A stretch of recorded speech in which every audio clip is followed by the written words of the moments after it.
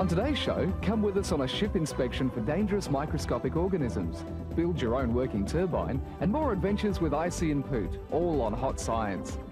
Hello, welcome to today's show. Hi, how are you? Hey, have you heard of things rolling uphill? Uphill? Well, not unless I push them uphill. No, some things roll uphill all on their own. How? Well, let's have a look. I've got a ramp here that's made out of wood. This is the high end, this one here, and it rolls down, or it moves down to a lower end, and we can try something like this cylinder, cardboard roll. That'll go downhill? Sure. Right. Right, so let's have a look at something that actually rolls uphill. This special cone model will roll uphill. So, show me. Well, we put it on the low end and let it go. Ta-da! Look at that. Hang on, I don't believe you. Maybe you put something in there. Can I have a go? Sure. Didn't say any magic tricks or anything. No, it's just made out of wood. Well, what if I pushed it? We'll give it a bit of a push downhill. See? It stopped. Give it another push. Another one? Yeah, it must have just got a little bit stuck there. There it goes. So You're it right. rolls uphill. Now it's to do with its shape, and we can even test that out with something like this basketball. If you don't believe me, you give it a go. Okay, hang on. There's nothing in it. Has it bounced? I can throw it. Okay. Okay. Normal So basketball. where do I put it? We'll put it down the low end because it's going to roll uphill. Oh, hang on. I gave it a bit of a push. Will it do it on its own? Certainly will. Sure. Now, it's not really a trick. It's to do with the centre of gravity of these objects, and it's to do with the shape of this ramp. Things will roll or move so that their centre of gravity is lowest. That's when things are most stable. And the centre of gravity for something is in its middle. So for me, it's right through the middle of my tummy. Me too. Yes. Right. And this basketball, the centre of gravity, would be right in the middle there. The centre of gravity for this special shape is right through the middle as well, from this end to this end. Okay, this is the fattest part, but the centre of gravity is right in the middle. And when we put this over the ramp like this, it's held up, but the centre of gravity is going to move so that it's actually lowest. Now, the centre of gravity is joined by these two dots. If we let that go for a little bit, okay, it's at the most stable end. I'll just mark this cylinder to show you where the centre of gravity will be. Yeah, okay, and if I mark it, is that about right? Yep, yep. Okay, now we'll just actually have to pull this down. Can you hold, Yep. Yeah, if you hold that there, and you can see the centre of gravity is actually, was being held up higher there, so it's not going to be stable. And that's why the cone model moves to the other end. So that's a great way to explore the centre of gravity. Turbine. Turbines? Oh, I got stuck on a water turbine once. You should have seen. I went round and round and round. What's this silly story you're telling? Oh, I was just saying about the time I got stuck on that water turbine. I went round and round. Oh, no. Did you see inside a turbine? Not really. I didn't get a chance to. Right. Well, there are lots of different sorts of turbines. There are gas ones and steam ones, but all turbines are machines, and what happens in them is that a fluid is used to make a propeller go around or a shaft go around, and that's converted to mechanical energy. And the fluid that we use could be air, it could be water, it could be steam, or other sorts of things. I've got a very simple turbine here. It's just a piece of card on a stick, and I can use air as the fluid. You ready? Yeah, go. Whoops, I'll just move that down a bit. Okay. Oh, I ran out of fluid. Oh, it goes might around do. and around. It goes around and around. But let's have a look at some different sorts of fluids and different types of turbines. Okay. This is a water wheel, and it uses water as the power for the turbine. Oh, that's not the one I got stuck on. This is a steam turbine. This is in a power station.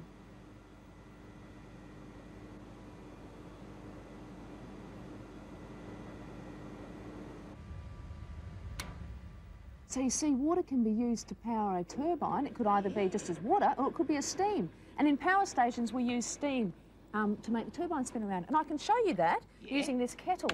Because in a power station, we use fuel to boil the water. And the water changes into, can you remember what it is? Steam? Steam. And the steam rises, that's right. And then there'll be a turbine nearby, and the shaft, or the propeller of the turbine will spin around. Oops, it won't work with this steam, but it would spin around in a proper power station. And there might be a shaft connected on the other side of this propeller that would spin around, or it's used to generate electricity. Wow, aren't turbines a great way to help us generate energy? Water. Water is liquid. It can be cold, it can be hot. Water is crucial. We need it to live or else we die. Water can be really fun, can be deadly as a gun. Water.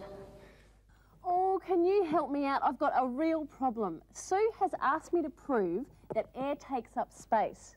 Now, we know air exists because we breathe it all the time, but we can't see it. Like, I can't hold air. And the only thing she's going to allow me to use is this container of red-coloured water, a clear glass, and a cork. Now, maybe if I drop the cork in like that and fill the cup, well, that just proves that water takes up space. So, can you help? Yes, love. I don't understand. Okay, well, a simple way to show that this glass is actually full of air and that air takes up space is simply to turn it upside down. Put it in the water like that. Now, it's a bit hard to see at the moment. That's what the cork was there for, because you know that corks will float on the surface. Right. So that's going to show us where the air and the water meet. And if I press down, oh, can you see the glass is still full, not of water, but of air. So is that full to the top? Yes, almost. So that's how you tell that air takes up space? Yeah. Next, find out what makes a submarine surface and sink.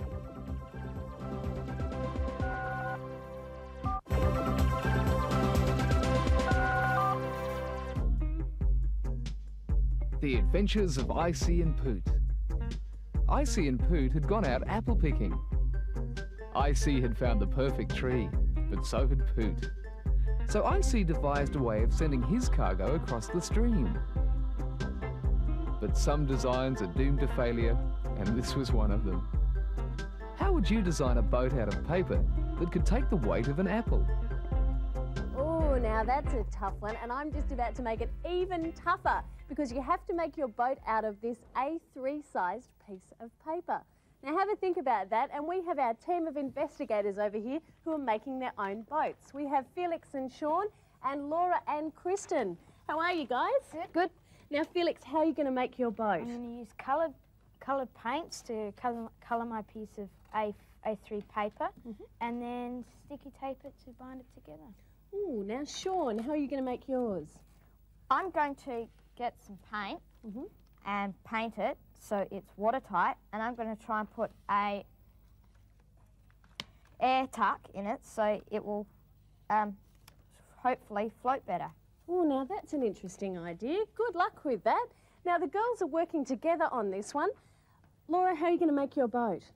I'm going to use A3 paper, coloured paint and sticky tape. And it's going to be a big boat. A big boat. So what, you're going to maybe put 2 apples in there? We'll try. Oh, okay. Well, how would you make your boat? It's pretty important the shape of it. Like, would you make a long, thin one? Maybe you could make a really tall one that could take 4 or 5 apples. Well, you have a think about that, and we'll get back with our team of investigators a little bit later on in the show. Boy, that's a tough challenge. But we're going to have a look with this model boat at some important things in ship design. The 2 things I want to talk about are ballast and the plimsoll line. Ballast first. That is extra cargo that cargo ships might carry, because an empty cargo ship is going to float high in the water, and that can be both unsafe and also the propellers and motors don't work so well. So you need to load the ship with ballast to hold it lower in the water. Now the other thing that I wanted to talk about was plimsoll line. Plimsoll line is a line on the side of a ship. There's one on this one. On a real ship it would be a line like this. And the plimsoll line shows us how much a boat can be loaded to, because as it gets loaded it sinks further and further in the water. I've got some cargo here, some wooden blocks. I'll put 3 on the back, and I'll put 2 on the front, and I'll put another one here, and I think you'll be able to see that the boat is sinking further and further, and I would be able to load this up to the plimsoll line. If I load it any further, it wouldn't be safe. Now, with the ship and its plimsoll line, the line, oops, I've lost one into the water, the line will depend on whether the ship is floating in fresh water or in salty water, because if it's in fresh water, it will sink lower than in salty water. You know that if you've been to the beach and swimming in the salty water, you're more buoyant, and so is the ship. Hey, Sue, you look like you're having fun. I was. Now, what have you got here? Well, I've made the submarine that you asked for. Yeah, I'll take this out. We've got the 2 holes that you told me to put in it, and also the coins, which I think for weight. That's right. So all of those things are on one side of the submarine. To make this work, we'll just unscrew all of this, and we'll fill it with some water first of all. Yeah, but this isn't what a real submarine looks like. This is what a real submarine looks like. Yep, and you can see it floating on top, which means that its water tanks are already filled with air. Oh, that's why it floats. Now, what would happen if it was filled with salt water? Well, it would sink, and that's what our experiment is all about. because our bottle's now filled up, and while we're watching the submarine, I screwed the lid back on. So if I let go, it will sink on the bottom of our ocean. Yep, not going anywhere. Well, we can make the submarine go up by filling the tank with air. Now, real submarines do work like this. We couldn't see it on that submarine because it was hidden inside, but when they want to go up, they fill their tanks with air, and when they want to go down, they fill them with water. So I blow in this and fill it with air? Yeah. Okay, off we go. Oh, it's come up, that's enough. And to make it sink again, oh, just be a bit careful with that modelling clay. To make it sink again, if you suck out, we'll see what happens. Oh, okay. Off we go. Rob, suck, suck, suck. Oh! It's sunk, but you've got a mouthful of water. Hang on, there's still a little bit of an air bubble. That's perfect.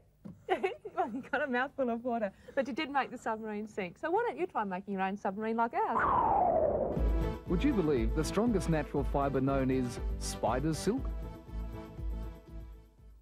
Well, we're back with our team of investigators who had that very hard task of making a paper boat out of an A3 size piece of paper and then being able to make it float with the weight of 1 apple. If we're really lucky, maybe even 2. Now, Felix, you've got a very interesting boat there. Tell me about it. Well, I folded all the pieces of paper up and taped it all together with sticky tape, and it's ready to go. And where are you going to put the apple? I'll put the apple in the centre of the boat. What, sort of in the centre of gravity there? Yes, so in the centre of gravity. So the paper acts as a cradle for the apple. Oh, that's a good idea. Now, Sean, you had that very clever idea of using an air duct. Yes, it's right there. What, where? Let me see. Underneath. Yeah, just the air will be trapped in there? In all of this. Yeah, hopefully, and it will keep the boat afloat. And you'll put the apple on top? Right in there.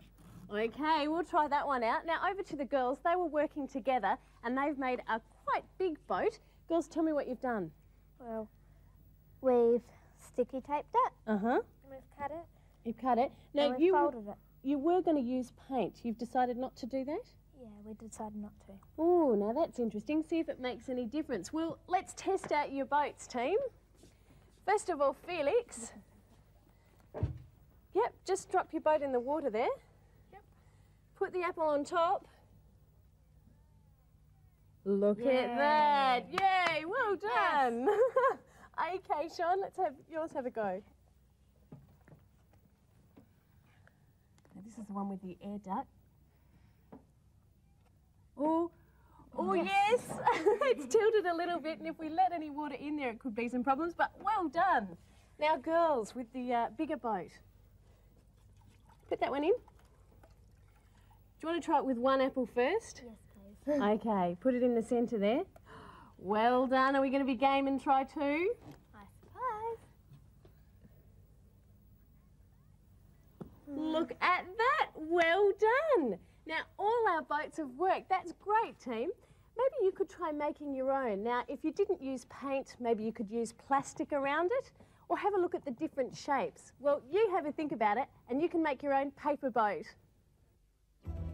Next, dangerous imports.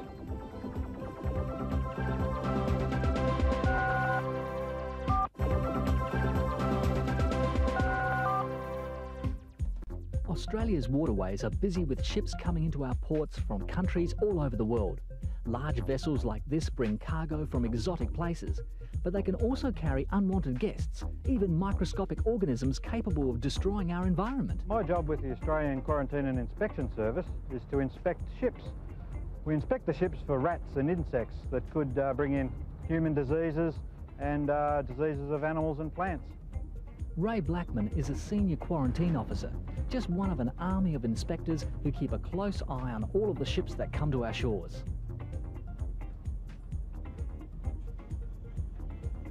The areas on the ship that I would look for rats and insects would be in the galley, the lockers on the deck of the ship, and also the holds. Ray searches the ship thoroughly, from top to bottom, which means going way below deck into the bowels of the vessel. Ballast water is taken on board a ship for stability. Ballast water is sucked up into the ship's hold and into the ballast tanks, and then it is pumped out at its final port. The ballast water can contain nasty organisms that could harm our shellfish industry in Australia. This ballast line shows us just how far Ray has to go down into the ship's hull in search of unwanted stowaways. And Ray knows where all those nasty little freeloaders like to hide, no matter whether they're big or small. Okay, I'm going to take a sample of the ship's ballast water for toxic dinoflagellates. Once I take the sample, the water will be sent away to the laboratory for analysis. Just a small sample of ballast water is all that's needed. That's enough for microbiologists at the Australian Government Analytical Laboratories to test for unwanted creatures lurking in the water. We receive a sample like this that comes into us. We take a sample of that out, put it into a small container, and we sonicate it in an ultrasonicator, which separates all of the different particles that are in the actual sample. And from there we filter the sample for the size that dinoflagellates are. And when we've got that final sample, we look at it under the microscope. Well, I haven't detected any toxic dinoflagellates in this sample. However, I do have an example here that does have some toxic dinoflagellates in it. Toxic dinoflagellates are planktonic algae, which are dangerous to humans. 14 different species of toxic dinoflagellates are believed to have arrived in Australia in the ballast water of ships. This is an example of a toxic dinoflagellate that, if introduced to the environment from the ballast of the ships, can grow and can be concentrated in shellfish, and if those shellfish are consumed by humans, they can become ill. Mohammed Mekema is an entomologist. It's his job to analyse any insects found on the ships. Being a quarantine entomologist, I help the quarantine officers to identify insects and mites and other pests, which they actually intercept while inspecting imported goods. There are 3 or 4 main insects we worried about it, from day to day in our operation. First of all, the capra beetle. This is a very serious pest because it attacks grain, especially grain in storage. And it's very, very hard to control, and will make it really very hard to export our wheat. The giant African snail. This particular snail can reach up to 1 foot in size, and you can imagine how much food it eats. And it lays something like 600 eggs in its lifespan. And if it introduced into Australia, it would be quite devastating to Australian agriculture. The European house borer, which is a very serious pest which attacks softwood and it can destroy homes. The fact is that it has been intercepted so many times in imported timber, it still has not established in Australia, fortunately. Boy, those dinoflagellates sound like a real pest, don't they, Ooze? Oh, yeah. We'll have to keep our eyes out for those. Yeah. Now, talking about awful things, ghastly things that live in water, Yes. Ooze is about to do a very, very special oozy kind of dive, aren't you? It's going to be with a half twist back and forwards. Yep. And into a big bowl of green liquid. Here we go. Are you ready? Here we go. Ready, steady, Go. go. Whoa!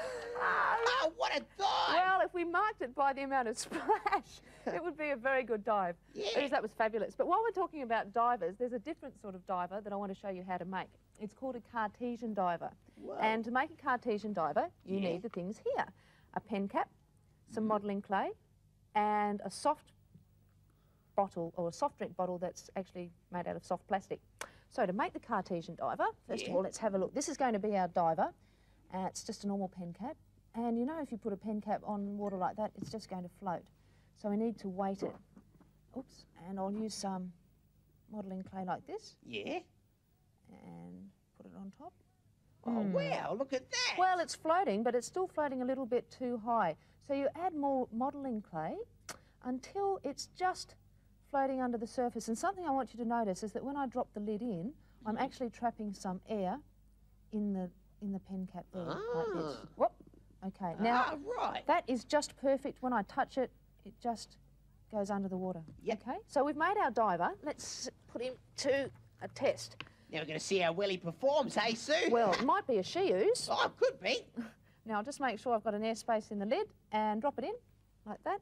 I might just take some of that water out the top there, splash it around like you did. drop it in there, put the lid on, and if we want to make the diver go down, we just squeeze the bottle like that. Oh, what a great dive! It's gone down, and if I release the pressure, he swims back up. Or she, make it go down and up. Now, if you want to see how the Cartesian diver works, I'll use this lid. It's actually a glass test tube, and we'll pop that into another bottle of water. Drop it in like that. Whoa! This has actually got hard. It's glass, so it's not soft like the last one we saw. I'll put a cork in the top. Actually, I'll get rid of some of the water in there too. Put a cork in top. Now we've got two fluids trapped in this bottle. I've got some air, because that's a fluid. And I've got water too. And one of those fluids can be squashed up, compressed, to take up less space. And that's the air. Water can't be squashed to take up less space. So when I press down on this cork, I'm going to increase the pressure inside this bottle. Now remember, water can't be compressed, but the air that's trapped inside that tube can be. Can you see that there's some water? Whoa, there it goes. It went a bit fast for me. Oh, there it goes. Ooze, have a look how much air is trapped in the tube there. Oh, there's not as much as there was before. That's right. It's about 3/4 full. If I release the pressure, whoa, did you see? There it goes. Did you see the air expanded? I'll put the pressure back in, and the airspace is getting smaller and smaller. Whoa. It sinks. Take the pressure off, and the airspace gets bigger, and the tube floats. So there's a Cartesian diver. Oh, that's fantastic. Hey, I want to make one now, Sue. Oh, well, here you go. Go to it. Oh, I'd like to see Ooze's Cartesian diver. I'm sure it'll be all green and slimy and horrible. Anyway, here at Hot Science, we like to give you lots of questions, answers, we play fun investigations, and just sometimes we just give you the questions, like right now. Take a look at this optical illusion. Is the circle really round?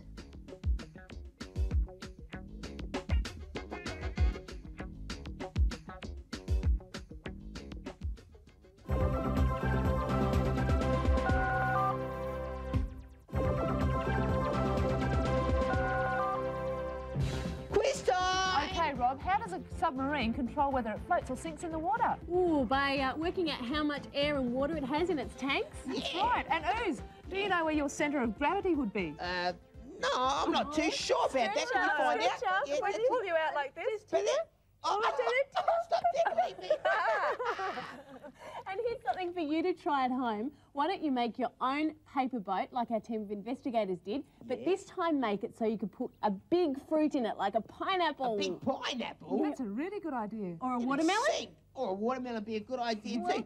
But it's time for us to go, so we'll see you next time on Hot Science. Bye-bye. Okay, bye.